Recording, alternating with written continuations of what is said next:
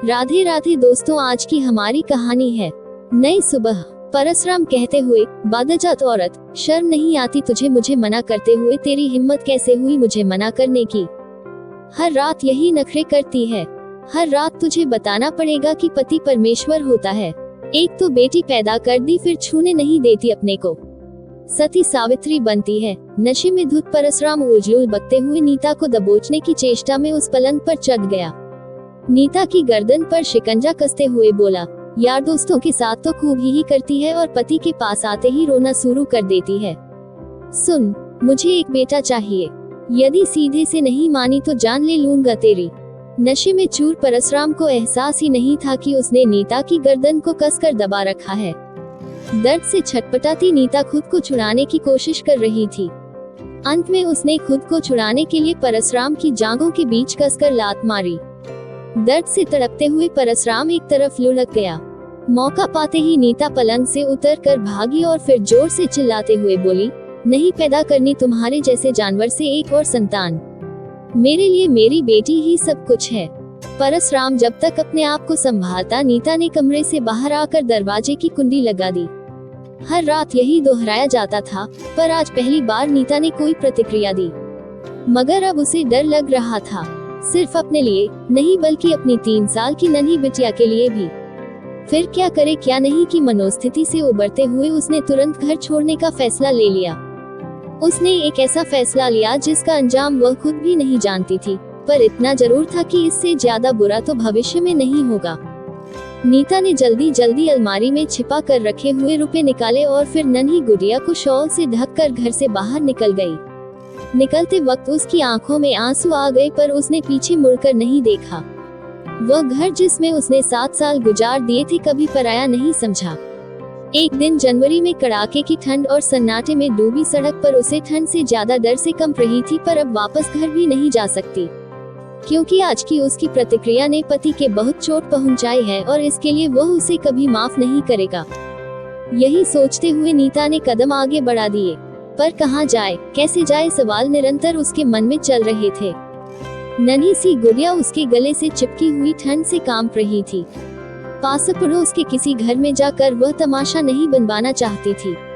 Auto या किसी अन्य सवारी की तलाश में वह मुख्य सड़क तक आ चुकी थी, पर कहीं कोई नहीं था।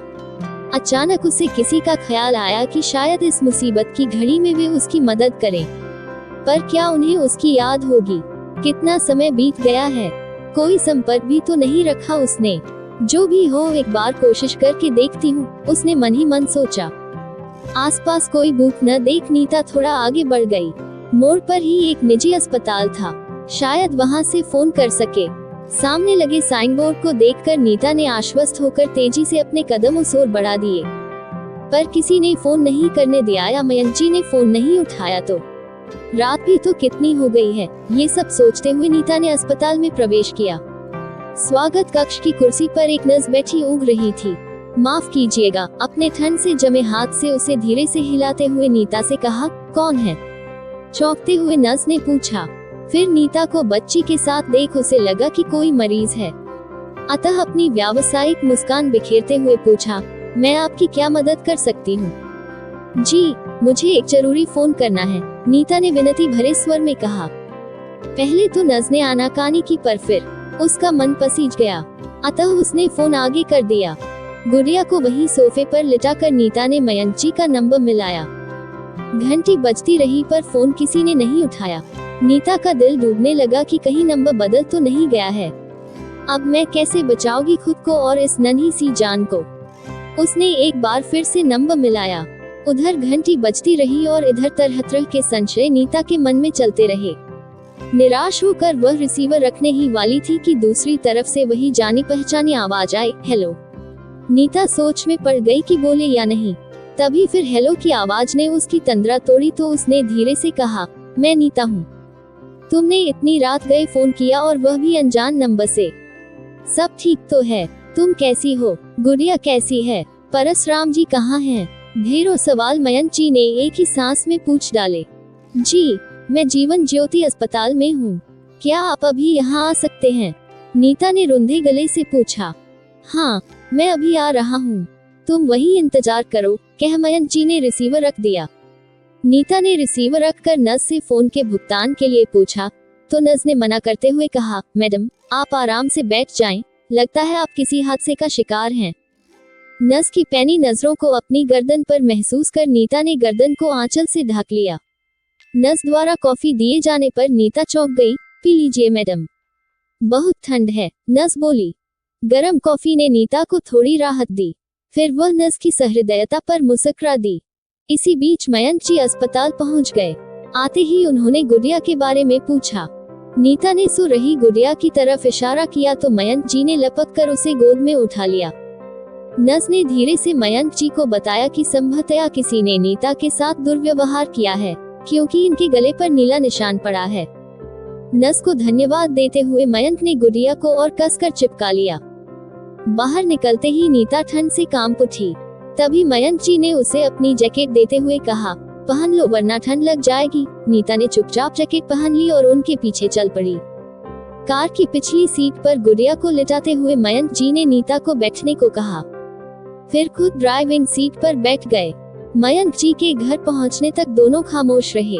कार के रुकते ही नीता ने गुड़िया को निकालना चाहा पर मयंक जी ने उसे घर की चाबी देते हुए दरवाजा खोलने को कहा और फिर खुद धीरे से गुड़िया को उठा लिया। घर के अंदर आते ही उन्होंने गुड़िया को बिस्तर पर लिटाकर रजाई से ढक दिया। नीता ने कुछ कहना चाहा तो उसे चुप रहने का इशारा कर एक कंबल उठाया और खुद बाहर सोफे पर लेट गए। और दुविधा में पड़ी नीता सोच रही थी कि इतनी ठंड में घर का मालिक बाहर सोफे पर और वह उनके बिस्तर पर में इतनी रात गए, वह उनसे कोई तर्क भी नहीं करना चाहती थी, इसलिए चुपचाप गुड़िया के पास लेट गई। लेटते ही उसे एहसास हुआ कि वह बुरी तरह थकी हुई है। आंखें बंद करते ही नींद ने दबोच लिया। सुबह रसोई में बर्तनों की आवाज से नीता की नींद खुल गई। बाहर निकलकर देखा मयंक जी चाय नाश्ते की तैयारी कर रहे थे। नीता शॉल ओढ़कर रसोई में आई और धीरे से बोली, आप तैयार हो जाएं। ये सब मैं कर देती हूँ, मुझे आदत है, तुम थोड़ी देर और सो लो, मयंक जी ने जवाब दिया।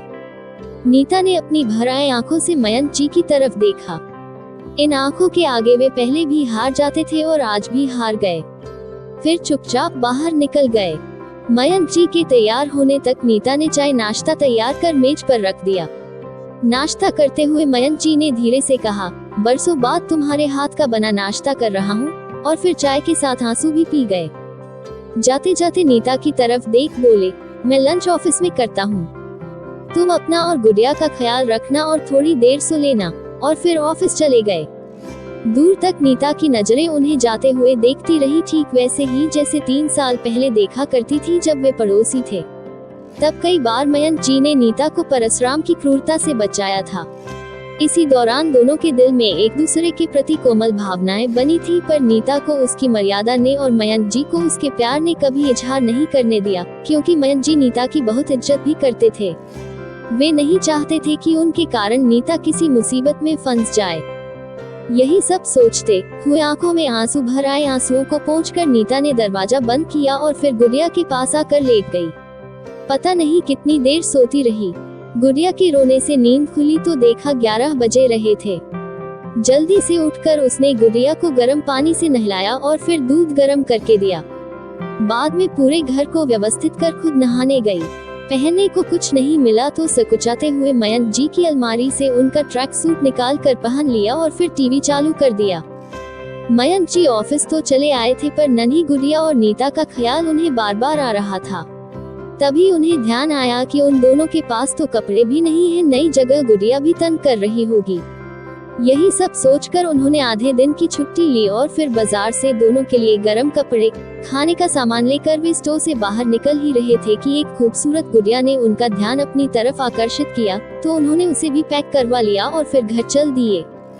दरवाजा खोलते ही नीता चौंक गई। मयंक जी ने मुस्कुराते हुए सारा सामान नीचे रख नन्ही सी गुड़िया को खिलौने वाली गुड़िया दिखाई। गुड़िया खिलौना पाकर खुश हो गई और उसी में रम गई। मयंक जी ने नीता को सारा सामान दिखाया।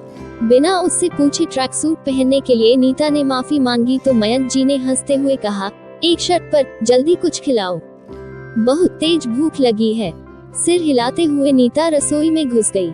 जल्दी से पुलाव और रायता बनाने लग गई। जितनी देर उसने खाना बनाया उतनी देर तक मयंक जी गुड़िया के साथ खेलते रहे। एक प्लेट में पुलाव और रायता लाकर उसने मयंक जी को दिया। खाते हुए मयंक जी ने एक सवाल किया, और कब तक इस तरह जीना चाहती हो? इस सवाल से सकपकाई नीता खामोश बैठी रही। अपने हाथ से नीता के मुंह में पुलाव डालते हुए मयंक जी ने कहा, तुम अकेली नहीं हो, मैं और गुड़िया तुम्हारे साथ हैं। मैं जानता हूँ सभी सीमाएं टूट गई होंगी, तभी तुम इतनी रात को इस तरह घर से निकली। हरो पत्नी होने का अर्थ गुलाम होना नहीं है। मैं तुम्हारी स्थिति का फायदा नहीं उठाना चाहता हूँ। तुम जहाँ जाना चाहो मैं तुम्हें वहाँ सुरक्षित पहुँचा दूंगा, पर अब उस नर्क से निकलो। मयंक जी जानते थे नीता का अपना कहने को कोई नहीं है इस दुनिया में, वरना वह कब की इस नर्क से निकल गई होती। नीता को मयंक जी की बेइंतहा चाहत का अंदाजा था और वह जानती थी कि मयंक जी कभी मर्यादा का उल्लंघन नहीं करेंगे। इसीलिए तो वह इतनी रात गए उनके साथ बेझिझक आ गई थी। पारस मुझे इतनी आसानी से नहीं छोड़ेंगे, सिसकते हुए नीता ने कहा और फिर पिछली रात घटी घटना की पूरी जानकारी मयंक जी को दे दी। गर्दन में पड़े नीले निशान को धीरे से सहलाते हुए मयंक जी की आंखों में आंसू आ गए। तुमने इतनी हिम्मत दिखाई है नीता, तुम एक बार फैसला कर लो, मैं हूँ तुम्हारे साथ, मैं सब संभाल लूंगा। कहते हुए नीता को अपनी बाहों में लेकर उस नीले निशान को चूम लिया। हाँ, फिर सिर हिलाते हुए नीता ने अपनी मौन स्वीकृति दे दी और फिर मयंक जी के सीने पर सिर टिका दिया। अगले ही दिन अपने वकील दोस्त की मदद से मयंक जी ने परसराम के खिलाफ केस दायर कर दिया। सजा के डर से परसराम ने चुपचाप तलाक की रजामंदी दे दी। मयंक जी के सीने पर सिर रखकर रोती नीता का गोरा चेहरा सिंदूरी हो रहा था। आज ही दोनों ने अपने दोस्तों की मदद से रजिस्ट्रार के दफ्तर में शादी कर ली थी। निश्चिंत सी सोती नीता का दमकता चेहरा चूमते हुए मयंक जी ने धीरे से करवट लिया कि नीता की नींद खुल गई। पूछा, क्या हुआ, कुछ चाहिए क्या? हाँ, 1 मिनट, अभी आता हूँ मैं। बोलते हुए मयंक जी बाहर निकल गए और फिर कुछ ही देर में वापस आ गए। उनकी गोद में गुड़िया थी, नींदी सी। गुड़िया को दोनों के बीच सुलाते हुए उन्होंने कहा, हमारी बेटी हमारे पास सोएगी, कहीं और नहीं।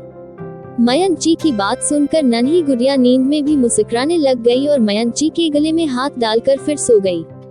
बाप बेटी को ऐसे सोते देख नीता की आंखों में खुशी के आंसू आ गए। मुस्कुराते हुए उसने भी आंखें बंद कर ली। नई सुबह के स्वागत के लिए ऐसी वीडियो देखने के लिए चैनल को सब्सक्राइब करें, वीडियो लाइक शेयर कमेंट करें। धन्यवाद।